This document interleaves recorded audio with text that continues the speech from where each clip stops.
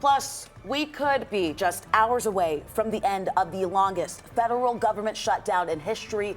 It is now in its 43rd day. That is where we begin at 4 o'clock. Good afternoon. Thanks so much for joining us. I'm Faith Jesse. And I'm Ron Jones in for Cheryl Preheim. So the House is expected to meet this evening for a vote on the stopgap bill that would fund the government through the end of January.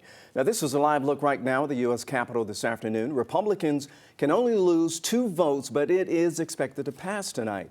And if the House approves the bill tonight, it would provide the following: a full year of funding for the Supplemental Nutrition Assistance Program, almost immediately reverse the Trump administration's firing during the shutdown, ensure furloughed workers receive back pay, but offer no deal on the Affordable Care Act health care premiums.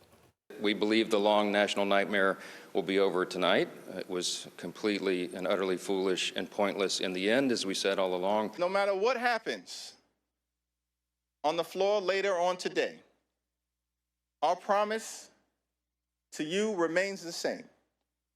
House Democrats will continue to fight to make your life more affordable. Okay, so we have been following this all day. Zach Merchant, my co-anchor of the Georgia Vote. Phone has been ringing off the hook. Text messages flying, right? This vote, we know it could come down soon. We're hearing potentially around 7 o'clock this evening. They're supposed to get back in session, I think, 5:30. What's on the table here? What does it look like? What are you hearing from our Georgia lawmakers? Well, first off, I mean, how long have we been having this conversation? The three of us at this desk so many times. Hey, Zach, where is this? Where does this stand? And we said stuck, right? Now it looks like this logjam could be on the precipice of getting unstuck. And we've been covering this for so long, though, well over a month. Just in the last hour, too, I spoke with Congressman Mike Collins, who said he expects this funding bill. It's going to come up for a vote around 7 o'clock tonight. Collins, of course, is a Georgia Republican. And let's talk about context here. This bill comes to the House after a group of 8 moderate senators broke from the Democratic Party over the weekend, giving Republicans enough votes to push forward a funding bill in the Senate. And if the House also passes it, the shutdown will end. A key sticking point in this whole shutdown debate, though, was over health insurance. Most Democrats wanted an extension of Affordable Care Act subsidies, which are currently set to expire at the end of this year.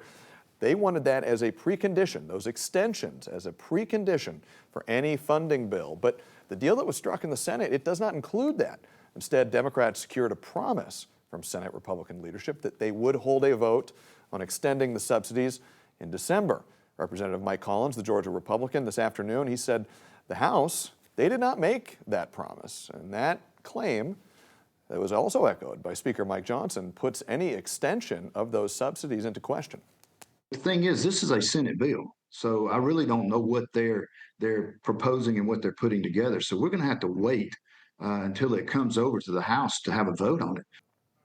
Now, that, of course, is a Republican's perspective. Democrats in the House and many in the Senate, we should say, they see things very differently. But you're starting to get a sense of the contours of what is likely to be the next debate coming up at the Capitol. If the House does pass this funding bill, it'll reopen the government. It's going to guarantee back pay for furloughed federal workers, which was a major push, a major point of Democrats. But it's also likely going to set up another clash in Congress in just a few weeks or what to do, if anything, about these health subsidies, guys, because that question still not resolved here. Yeah, not at all. Yeah, it's going to be really interesting. And Zach, we know that this could likely pass, but there could also be holdup. There could be, and we will likely know the answer to that. It's 4:04 in the afternoon right now, and maybe 3 hours here. Yeah. All right, thanks a lot, Zach. Zach, thank you so much. And you just heard from Congressman Collins. Moments before we came on air, I spoke with Congresswoman Nikema Williams and asked her about her message to Republicans and President Donald Trump as the House heads into a vote.